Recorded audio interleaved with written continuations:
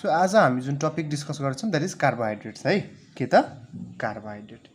सबभन्दा पहिला चाहिँ के बुझ्नु पर्यो, कार्बोहाइड्रेट जुन छ यो एउटा इनर्जीको यो एउटा मतलब खानामा पाइने एउटा सोर्स हो है।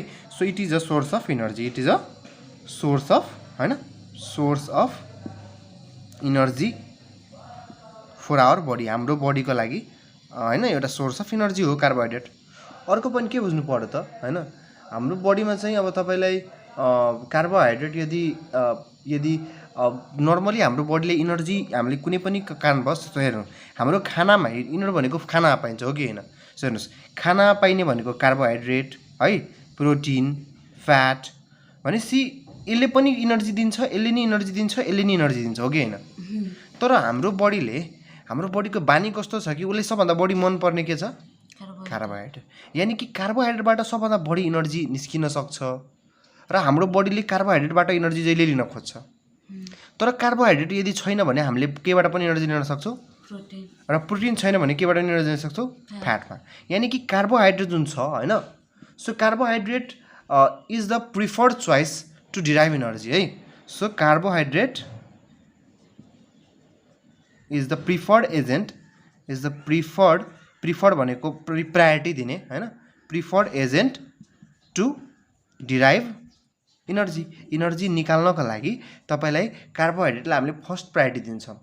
अब carbohydrate if there is absence of carbohydrate then only you use fat and proteins. ठिक छ, यो पनि एउटा अर्ग्यानिक कम्पाउन्ड हो। के हो त यो अर्ग्यानिक कम्पाउन्ड हो।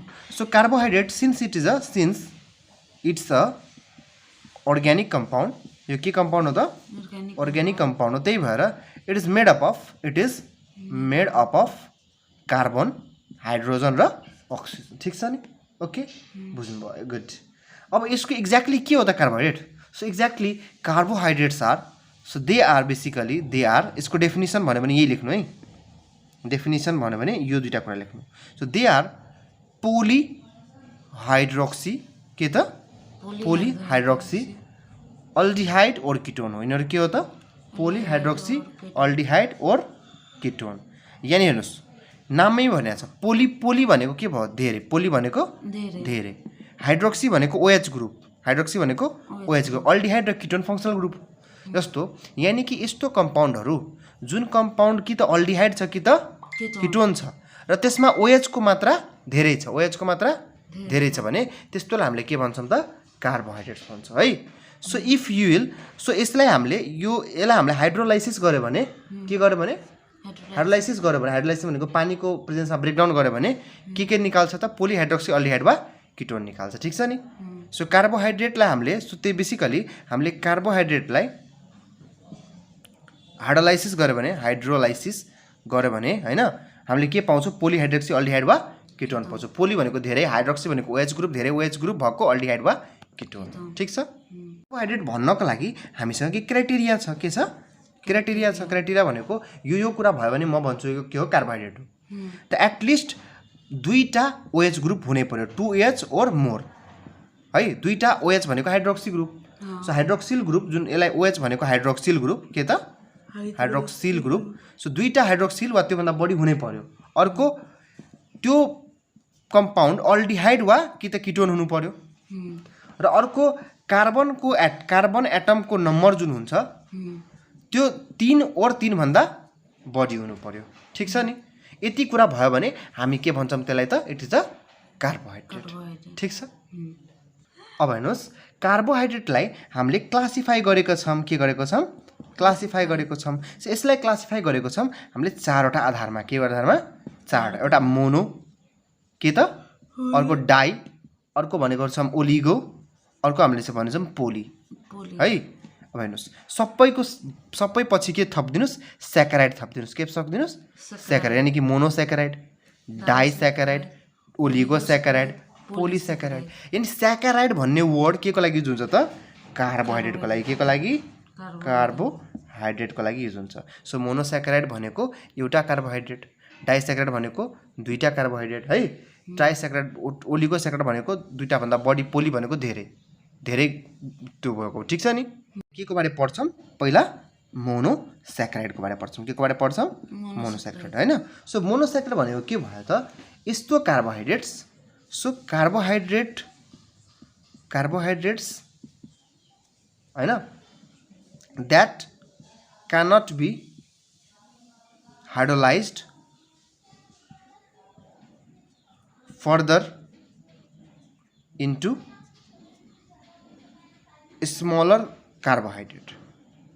हेर्नुस् यस्तो कार्बोहाइड्रेट जसलाई अब तपाईले हाइड्रोलाइसिस गर्नुभयो भने कि त तपाईले एकैचोटी अब कार्बनहरु पाइहाल्नुहुन्छ तर तपाईले अब कार्बोहाइड्रेटलाई तोड्यो भने कार्बोहाइड्रेटै पाइदैन के जस्तो ठुलो कहिलेकाहीँ के हुन्छ हामीले एउटा लार्ज कार्बोहाइड्रेटलाई तोड्यो भने लार्ज कार्बोहाइड्रेटलाई हाइड्रोलाइसिस गर्यो भने हामीले स्मलर कार्बोहाइड्रेट पाउँछौँ के बुझ्नुभयो नि तर यो मोनोसेक्राइडमा यस्तो यो कम्पाउन्ड हो कि जसलाई अब फर्दर हाइड्रोलाइज गर्यो भने स्मलर कार्बोहाइड्रेट आउन सक्दैन भनेपछि सबभन्दा सानो कार्बोहाइड्रेट आफै के हो त मोनोसेक्राइड अब सबभन्दा सानो कुरालाई अझै भन्छ तिमीलाई सानो बार्न त सकिदैन नि त सबभन्दा सानो कार्बोहाइड्रेट आफै के हो मोनोसेक्राइड भन्दा सानो कार्बोहाइड्रेट छँदै छैन संसारमा भनेपछि यसलाई अब तोड्न मिल्छ र यसलाई तोड्यो भने कि त डाइरेक्ट अब त्यो त कार्बन हाइड्रोजन बनेर टुट्छ हो कि हैन अब यसलाई तोड्नु भनेको तपाईले अब सबभन्दा सानो कुरालाई तोडेपछि त सानो कुराबाट त के आउँछ केही पनि आउँदैन नि हो कि हैन बुझ्नुभयो नि बुझ्नुभयो सो त्यही भएर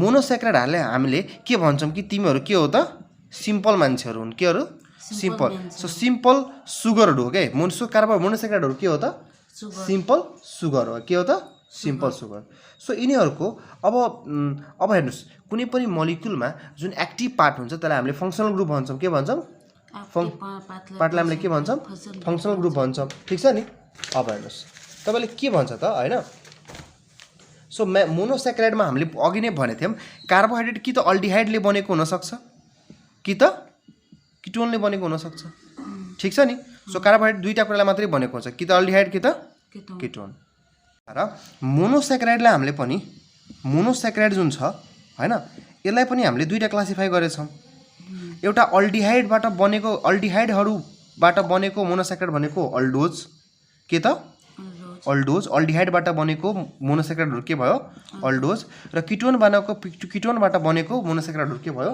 किटोज ठीक छ नि ओके सो हेर्नुस् अब अल्डिहाइडबाट बनेकोलाई हामीले किटोजेज अल्डोजेज भन्छौं भने किटोनबाट बनेकोलाई के भन्छौं किटोजेज भन्छौं है सो यसको डेफिनेसन के भयो त व्हेन मोनोसेक्राइड्स हैन ह्याभिङ फंक्सनल ग्रुप के हुनु पर्ने त एज अल्डिहाइड हैन अल्डिहाइड भनेको कस्तो ग्रुप हुन्छ CHO ग्रुप है सो यो CHO ग्रुप छ भने तिनीहरुलाई के भन्छ हामीले so they are known as aldose है र when functional group is ketone भनेको COO हैन यस्तो हैन यस्तो भयो भने यसलाई हामीले के भन्छौं किटोन ठीक छ अल्डोजहरुको एक्जाम्पल केही हेरौं सो केही एक्जाम्पल हामीले के हेर्छौं अल्डोजेजको एक्जाम्पल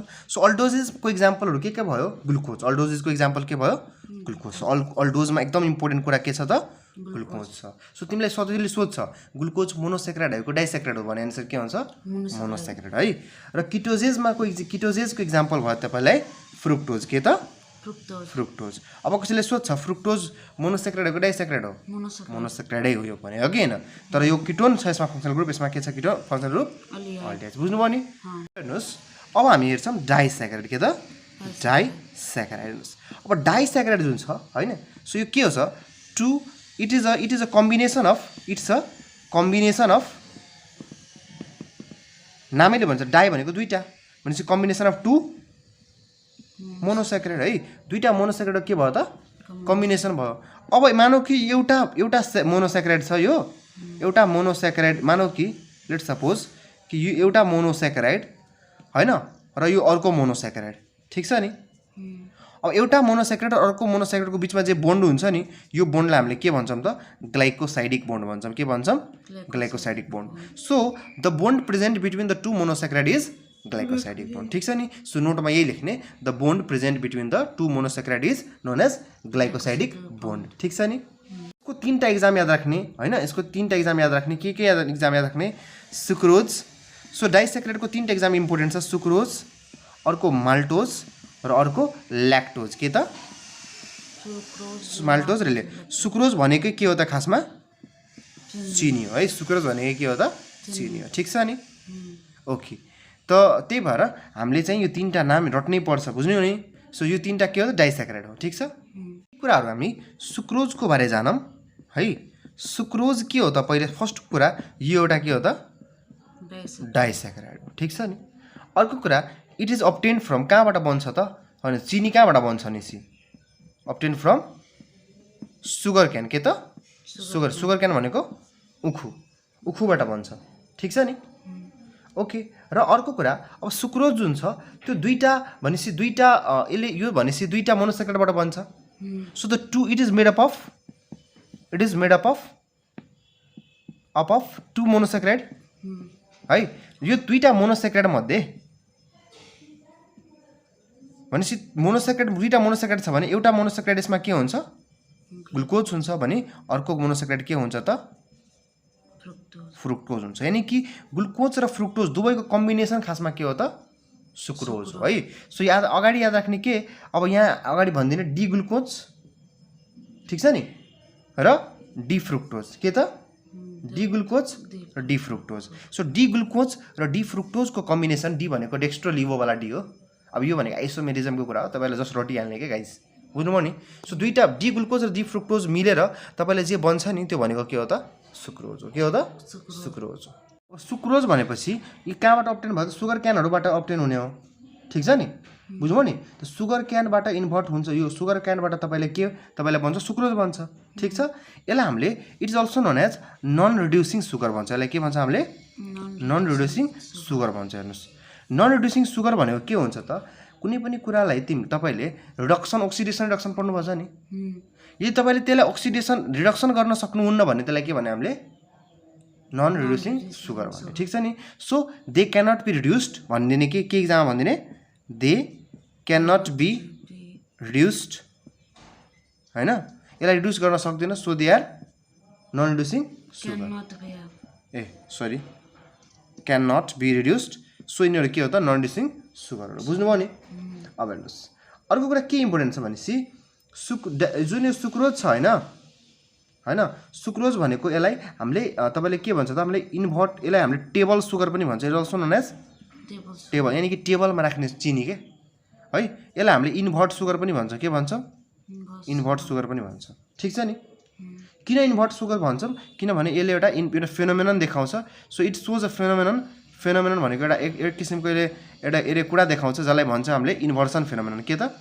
नोन एज इन्भर्सन फेनोमेनन यो एक किसिमको फेनोमेनन हो है जुन यसले देखाउँछ इन्भर्सन रट्ने कुराको हो यो बुझ्नुभयो नि कुरा ठिक छ नि मानौ कि सुक्रोजलाई होइन हामीले के गर्यौँ कन्ज्युम गर्यौँ यानि कि हामीले खायौँ भनेपछि हाम्रो बडीमा सुक्रोजलाई डाइजेस्ट गर्ने इन्जाइम हुन्छ सो सुक्रोज सुगर भनेकै के हो त सुक्रोज हो ठिक छ नि सुक्रोज और sugar is digested by enzyme एउटा इन्जाइमले डाइजेस्ट गर्छ नोन एज सुक्रेज के त सुक्रेज सो सुक्रेज भन्ने इन्जाइमले यसलाई के गर्छ डाइजेस्ट गर्छ बुझ्नुभयो नि कुरा ठिक छ नि बुझ्नुभयो नि कुरा सो सुक्रोज डाइजेस्ट गर्ने इन्जाइम के हो त सुक्रेज अब हेर्नुहोस् सुक्रोजलाई यदि हामीले हाइड्रोलाइसिस गर्यो भने के गर्यो भने त हाइड्रोलाइसिस गर्यो भने यसले के दिन्छ ग्लुकोज दिन्छ र फ्रुक्टोज दिन्छ किनभने जेबाट बनेको छ त्यही दिन्छ नि त्यो त ग्लुकोज फ्रुक्टोजबाट बनेको छ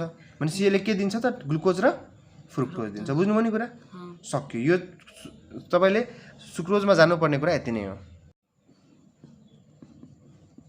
के त माल्टोज हेर्नुहोस् माल्टोजको के कुरा याद राख्ने माल्टेज तपाईँले के छ त it is combination of so पहिला त यो पनि एउटा डाइस्याक्राइड हो इट इज अल्सो अ डाइस्याक्राइड है so it is a combination of दुईटा मोनोस्याक्राइड कम्बिनेसन अफ टु मोनोस्याक्राइड दुईटा मोनोस्याक्राइड कम्बिनेसन छ है अब यसमा दुईटा मोनोस्याक्राइड जुन छ नि त्यो दुईटै मोनोस्याक्राइड के हो त ग्लुकोजै हो दुईटा मोनोस्याक्राइड के हो त ग्लुकोज जस्तो सुक्रोजमा दुईटा के थियो ग्लुकोज र फ्रुक्टोज यहाँ दुईटै के हो ग्लुकोजै हो बुझ्नुभयो नि कुरा ल अनि जहिले पनि दुईटा ग्लुकोज होस् या ग्लुकोज फ्रुक्टोज होस् दुईटाको बिचमा जहिले पनि के बोन्ड हुन्छ त so the bond between is कुन बोन्ड अघि भर्खर भनेको थिएँ ग्लाइकोसाइडिक बोन्ड ठिक छ नि के बोन्ड हुन्छ ग्लाइकोसाइडिक बोन्ड माल्टोजलाई यदि हामीले हाइड्रोलाइसिस गर्यो भने के दिन्छ यसले?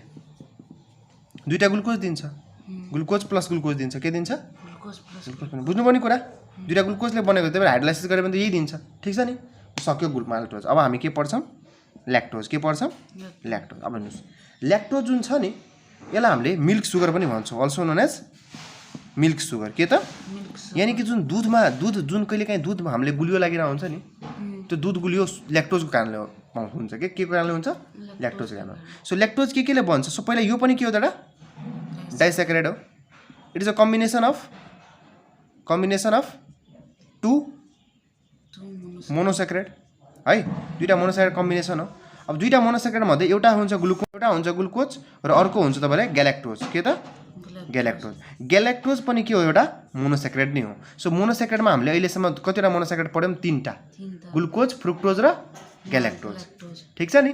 सो ग्लुकोज र ग्यालेक्टोजबाट मिलेर के बन्यो? ल्याक्टोज बन्यो। अब कसैले सोध्छ ल्याक्टोजलाई हाइड्रोलाइसिस गऱ्यो भने के दिन्छ त? ग्लुकोज र ग्यालेक्टोज दिन्छ। ठिक छ नि। केमा पाइन्छ ल्याक्टोज? मिल्कमा पाइन्छ। केमा पाइन्छ?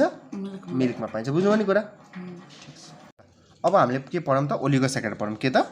ओलिगोसेक्राइड। हेर्नुहोस् त, हामीले के पढ्यौँ अहिलेसम्म? मोनोसेक्राइड, डाइसेक्राइड त पढिहाल्यौँ। अब ओलिगो छ है। ओलिगो भनेको 3 देखि लिएर 6 मोनोसेक्राइड हैन कम्बाइन भयो भने कम्बाइन टु गिभ ओलिगोसेक्राइड। 3 देखि 6 वटा मोनोसेक्राइड कम्बाइन भएर के दिन्छ? ओलिगोसेक्राइड है। र यो भनेको कस्तो हो त? अनि यिनीहरू एकअर्कामा जहिले पनि कार्बोहाइड्रेटहरू एकअर्कासँग कुन बोन्डले एट्याच भएको हुन्छ? So they are combined by glycosidic bond. So combined by glycosidic bond. ठिक छ नि, कुरा बुझ्नुभयो नि? अब हेर्नुहोस् तपाईँले के छ, उसको इक्जाम्पलहरू जान्नु पऱ्यो। सो यसको इक्जाम्पल के भयो त? यसको इक्जाम्पल एउटा भयो तपाईँलाई राफिनोज। के त? राफिनोज, RAFF, राफिनोज। अब राफिनोज भनेको के हो त? राफिनोज भनेको ग्लुकोज, त्यसै भएर ग्यालेक्टोज र फ्रुक्टोज। अब हेर्नुहोस् त, ग्लुकोज, ग्यालेक्टोज र फ्रुक्टोज। त यो एउटा मोनोसेक्राइड भयो, अर्को र अर्को, 3टा मोनोसेक्राइड भयो कि भएन? सो 3 देखि 6 वटा मोनोसेक्राइड कम्बाइन भयो भने त्यसलाई के भन्ने? ओलिगोसेक्राइड। बुझ्नुभयो नि? ओके है। देखि कतै दुख्छ विवादलाई ल। अब हेर्नुहोस्, अब अर्को ओलिगोसेक्राइड तपाईँले के छ? माल्टोट्रायोज। के त? माल्टोट्रायोज। के केले बन्छ? ग्लुकोज र प्लस ग्लुकोजलाई हामीले के भन्छौँ? माल्टोज। ग्लुकोज प्लस ग्लुकोज भनेको के हो? माल्टोज। र माल्टोजमा एउटा अझै ग्लुकोज थपिदिने भनेपछि के भइहाल्यो? यो माल्टोट्रायोज। ठिक छ नि। सो हेर्नुहोस्, एउटा कतिवटा भयो त्यसमा? 3टा। बुझ्नुभयो नि? यो पनि के भयो? एउटा ओलिगोसेक्राइड भयो। 3 देखि 6 वटासम्म भयो भने त्यसलाई के भन्ने? ओलिगोसेक्राइड। ठिक छ। सो नेक्स्ट लेक्चरमा हामी पोलिसेक्राइड र रिमेनिङ टपिक्सहरू पढ्छौँ। Thank you.